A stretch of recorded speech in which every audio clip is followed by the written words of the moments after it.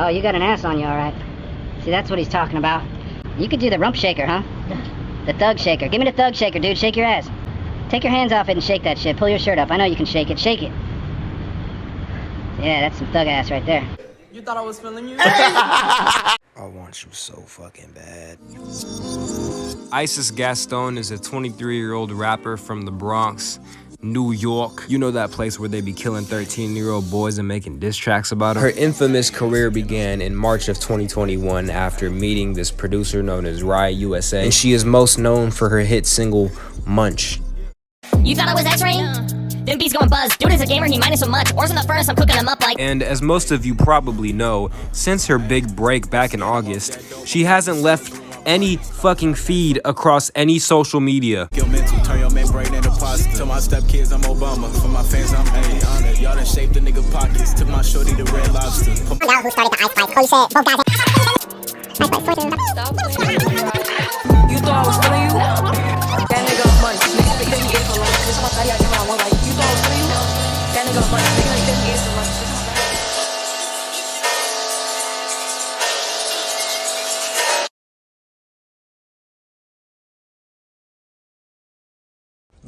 Yo, it's hump day. Now, unfortunately, I have very, very strong reason to believe that Ice Spice is an industry plant. Now, I know what you're thinking.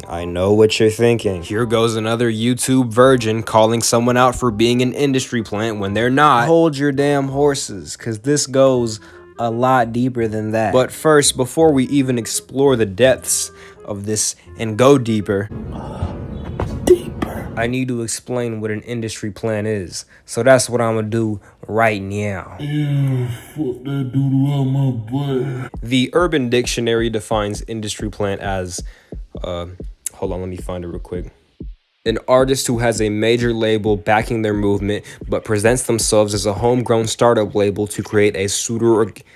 Oh my fuck. An industry plant is an artist who has a major label backing their movement, but presents themselves as a homegrown startup label to create a pseudo-organic following. They act as if things are miraculously happening for them based on their talent, when in reality, it's just the fucking label. There's a lot of different definitions for what an industry plant is. Y'all can go look them all up. But for the sake of this video, we're going to be establishing some criteria that you have to meet in order to be classified as an industry plant. First off, you have to have had no real fan base or real career prior to your quote-unquote come up slash, big break into the industry. Number two, you have to have your development take place away from the public eye, which can mean like a sudden jump in quality or like a weird production budget, all that bullshit. And number three, you have to be marketed in a fucking suspiciously heavy way, like just a weirdly heavy way. You know what I'm saying? The marketing aspect is the most crucial part of being an industry plant, so we'll get into that more later. And the cherry on top of all this is that you have to deny being an industry plant. Because you might be asking, why do labels do this, Cheesecake? Why do they do this bullshit? Well, in case you haven't noticed, money makes the world go round. Labels want money. That's the whole reason they sign people. Think of it as the artist being the employee and the labels being the boss. The artist generates the revenue and the label supplies them with everything they need to do that through several investments, whether it be financially, establishing connections for them, or whatever it may be. The thing is though, this is very strenuous and taxing for the label. It's a big risk because not every person that gets signed ends up bringing back the money for the label because they fucking suck. Insert the industry plant, a low-risk, high-reward stunt that can generate bands on bands if successful. The industry plant acts as the face of the stunt while there's an entire label behind them, meticulously planning shit out and doing the best they can to make that artist successful by giving them high production, creating or like riding trends that they know will make that industry plant just fucking blow up. And most importantly, like I said earlier, marketing the fuck out of them. Now that we've established what an industry plant is, how to classify one, and why they exist, it's time to talk about why I think Ice Spice is an industry plant. Let him cook. I'm gonna let him. Let's go ahead and start off with the obvious. I think everyone would agree when I say that Ice Spice's career timeline is Extremely suspicious. The bitch only has a total of 11 songs, including one feature across her entire discography. In total, she's only put out 20 songs, or I think less than that. And most of the songs are complete ass. Heard me going straight to the top. Pretty bitches gon' tune in. Any flick I wanna drop. Thirsty niggas gon' zoom in. On a daily, his DM fucking hate me. My DM going crazy. He wanna fuck, I got him stuck. Diamonds they bust. I'm online, I gotta laugh. I'm the lead topic. Her man wanna tap that ass. I'm like, haha, stop it. I walk in, you feel the draft. I'm the leaks topic. And my wig, the color tan. Somewhere in the tropics. You did me dirt. Cause what did I do? Like, I fucked on your bro. Like, I cannot choose, no love in a smooth. John in Tennessee, go ahead. What you want to say? That shit is fucking trash, dog. Get the fuck off the airwaves. Now I know exactly what you're thinking. I can read your mind. Cheesecake. Everything that happened before Munch doesn't matter. It's irrelevant. She blew up off of that song and has since been riding her momentum. You know, what's the big deal? The big deal is that you're only seeing half the picture. Ice Spice was already getting buzz way before Munch. A suspicious amount of buzz at that. She was getting put on by Ebro and Apple Music, getting an interview from No Jumper. She got the 2C cosign. She had Brent Faiyaz trying to fuck. She was getting booked for shows. Bro, she was getting called the princess of drill or something like that. All while she had this catalog full of straight ass. And a small ass at that. She even got this weird commercial interview thing with Foot Locker and Converse. Like, how is this all possible? And it doesn't just end there, man. We need to talk about the marketing done for her. Cause this is where the shit really gets wicked. Warm rag. I need a warm rag. Can I interest you in a warm rag? A warm rag. I need a warm rag. If you're an avid Twitter user like myself, which if you are, I'm so sorry for you, then you know what I'm saying when I say that at one point, Ice Spice was the only fucking thing on the timeline, and she still talked about every single day. You might be asking, well, whose fault is this? Why has she been all over Twitter since she blew up? Why has she not fucking left? Let me show you. These funny meme accounts on Twitter are funny as fuck when they're not promoting somebody. Oh, brother, this guy stinks! It is extremely commonplace for these big Twitter accounts to post promos that are meant to not look like promos, but you can obviously fucking tell it, you know, they're promos, right? I am almost certain that a large number of these Twitter accounts were paid to post about Ice Spice. Cause again, she dominated Twitter for so fucking long. In the way that she's been talked about for so long, it's just a little bit sus to me. There is no sane person on earth that should be making this many tweets about Ice Spice, bro. Like, there's no way. And the tweets are always the same shit too. It's always either some ironic joke about Ice Spice being the greatest rapper alive, or them just straight thirsting over her. And y'all gotta understand, the more these big Twitter accounts talk and joke about her, the more we as people are gonna talk about her, right? And the more we talk about her, the more coverage she's gonna get. And that just enables us to talk about her more.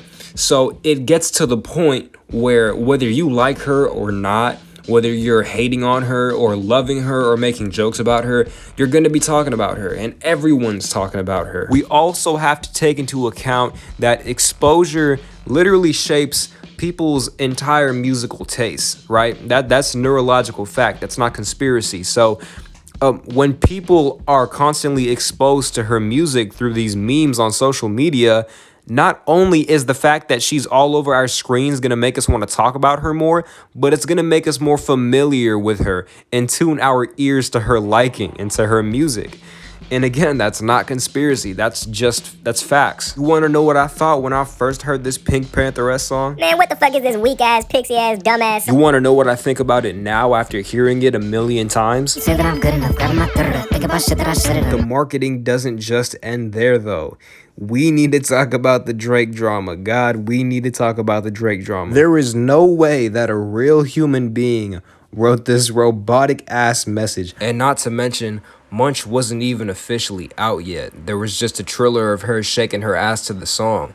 And I mean, the trailer was spreading like wildfire, you know what I'm saying? But it's still like, come on. It just seems like this whole Drake thing was orchestrated to get Ice Spice more attention. Okay, Cheesecake, whatever. But how do you explain what happened before Munch? She wasn't signed until then, so she didn't have a label backing her. So how was she supposed to be an industry plant when all of that shit was going down? How did she get all her connections? What is going on? Enter James Roseman Jr., who is the manager of Ice Spice. Now, James Roseman Jr. is the son of James Roseman, aka Jimmy Henchman. Now, Jimmy Henchman is a very interesting person, to say the least. He, much like his son right now, was a hip-hop manager, along with being a record executive.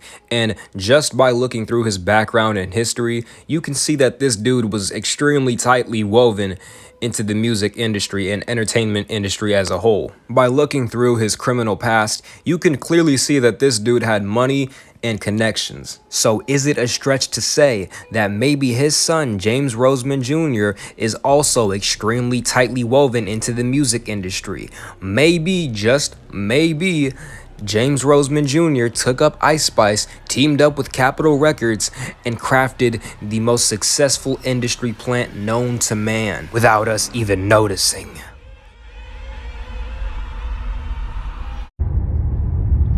Get the fuck out of here, man. All that bullshit. Cheesecake, why are you reaching so far? And plus, even if she is an industry plant, who gives a fuck? How did this affect any of us? Who cares if her and her label are getting a bag? Nobody gives a fuck. Most importantly, what do you get out of this? You fucking tard? I reached a lot in this video. Why, you may ask? Well, because even if Ice Spice is not an industry plant, if you look at her as if she is one, her career lays out an entire method that, if executed correctly, can allow any label to generate bulletproof industry plants. Say that I'm good enough, got my third. Think about shit that I shouldn't have. So I tell him it's one of me. He making fun of me. His girl is a bum to me. The first thing you need to do is take a young person who knows social media that is also sexually appealing. Put music out under this person's name for about a year or so, just so the process looks as natural as possible. Give them good quality producers, video directors, and secure them with connections just to make sure that they have everything they need to be successful. As the 1 year mark comes around, really start creating their image and start injecting their space with other celebrities and established artists. Make it look like your industry plant is starting to be noticed by like different people and different news sources and shit like that. Whilst doing this, make sure that the industry plant is making explicitly bad, sexual, or just memeable songs that people can attach themselves to and find themselves having fun with, whether it be on their own time or on social media. Once you've gotten all this done, you need to generate a hit, something to blow that artist up. The hit can be a simple, catchy, short song that grabs the viewer's attention. As long as it has maybe a 15-second interval that people can make TikToks to, that's enough. The song itself, though, doesn't even need to be the focus for the reason it being a hit, because now comes in the marketing aspect. Several accounts should be made in preparation so that videos and posts can come out and flood social media talking about that industry plant, making it look like people care about them. Simultaneously, pay several different big creators and or influencers to talk about that industry plant in the most natural way possible. Now that your industry plant is thriving, the momentum has been set and the ball can keep rolling and rolling. Replicate the hits by making the most psychologically appealing songs. Train your industry plant to be likable and easy to identify with so that the masses can look at them and be like, I actually like this person, and watch the money come in. Now, obviously, accomplishing all of that is easier said than done. There's a lot more complications at hand when doing all of that. But for a label to work through those complications, it's not that hard. Manufacturing an industry plant in a couple of years that's successful is going to be like taking candy from a baby in an incubator. You know what I'm saying? Ice Spice isn't the first person to outline this whole industry plant method either. Industry plants have been evolving and evolving over several years, maybe even decades. Carefully crafting a money-making machine of a person is something that labels are getting better and better at doing. Now that many employees have grown up on the internet, it'll be even easier. Industry plants will continue to grow and become better and better at what they are. Inauthentic, calculated corporate puppets disguised among actual artists, sucking away money and attention from the masses through music. And this gets so much worse when we couple this with what is happening with technology right now. Joe Biden is officially gay, sir. We got him to cheat on his wife with a man. I'm gay. I'm gay. Waterfalls. Trump's rap career is popping off after he collaborated with Kanye during Zest Fest. The song leaked, and it's the best thing I've ever heard. My dog, I'm gay. Zestier than James Charles on the runway. Had a divorce, Kim and run away because I cheated on her with Drake last Monday.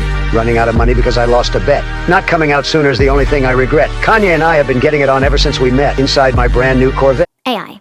AI has the potential to revolutionize the music industry in a number of ways. One of the most promising applications is the use of machine learning algorithms to compose and produce new music. AI can also be used to analyze and understand music in ways that humans cannot, such as identifying patterns and trends in large collections of music, or predicting which songs will be popular. Additionally, AI can be used to help musicians and producers with tasks such as mixing and mastering, and to create personalized music recommendations for listeners. Finally, AI can be used to create new instruments and music-making tools that allow for new forms of expression and creativity. Human musicians. It's not quite as advanced as AI-generated visual art, but it will get there in the next couple of years. We have things like Jukebox by OpenAI. Will DALL-E, the AI artist, take my job? AI-generated art is already winning awards over human artists. We're watching the death of artistry unfold right before our eyes. If you're watching this video, you've most likely already witnessed the wonders of AI. Whether it be Joe Biden, Donald Trump, and Obama playing Minecraft, AI-generated art, or ChatGPT, it's pretty obvious that AI is going to become a huge part of our future. But that comes with a lot of problems, some more obvious than others. Of course, there's going to be deepfakes of celebrities doing and saying things that they've never done or said. That's going to be a whole issue in that realm, and there's a bunch of other issues. But the only issue we're really concerned with here is with AI in music. Stevie Wonder with the bitch, yeah, cause you know I cannot see her, yeah. Only money and my readers, all of my girls that ain't eaters, yeah. All of my wish that you cedars, right? But if she got friend, I can't leave her. Put her burn around on my clip. That's just from my arms, keep her right up on my ear. Red dog, ain't my jaw, nose, you a clown little bitch. AI music is becoming scary as fuck. Right now, we need to be asking ourselves, what kind of role is AI going to play in the future of music? And do we even have control over it? Because if you ask me, I think AI is about to fuck a lot of shit up. Because listen, if AI is able to replicate these voices, and eventually, if these AI become capable of creating whole songs for entire albums, you know, from the beats to the lyrics to everything, the only thing I'm concerned about regarding, you know, the focus of this video is how labels and big corporations are going to use AI to generate profit. When you take the industry plant outline that I mentioned earlier, that is becoming better and better at allowing for these labels to generate these successful plants, and you couple that with AI's increasingly efficient ability to generate music, you realize it might be over for music on the internet very soon. Imagine a world where labels are able to pump out these fake robot people that can make these algorithmically bulletproof, bound to be viral hits, and then market the fuck out of those hits in a way that doesn't look like marketing so that they can maximize profit and essentially fabricate an artist blowing up. Not only does the idea of this actually happening threaten the chance of other artists losing their space to actually express themselves in exchange for these cash grab AI industry plants, but this also means that corporations are going to have more and more control over what we consume musically. Because if they populate the industry and fill our social medias with these industry plants without us even knowing or suspecting that these new favorite artists are actually just plants, several different corporations would have the power to manipulate a large number of people. Industry plants are evolving. They're becoming harder and harder to recognize. We are in the infancy stage of what I believe to be the downfall of publicly sharing and consuming music across streaming platforms and social media. The good news is, if you genuinely like music for the sake of making music and you only do it for fun, not motivated by financial gain or the idea of being famous, then you're good. But if you want to pursue music as a career, you're kind of fucked. So if you want to be a rapper, you don't have much time. We are in the end days, and I suspect that we probably have less than a decade before it's over. So say goodbye to watching real people become famous, and say goodbye to the idea of being a rock star, and go get a job.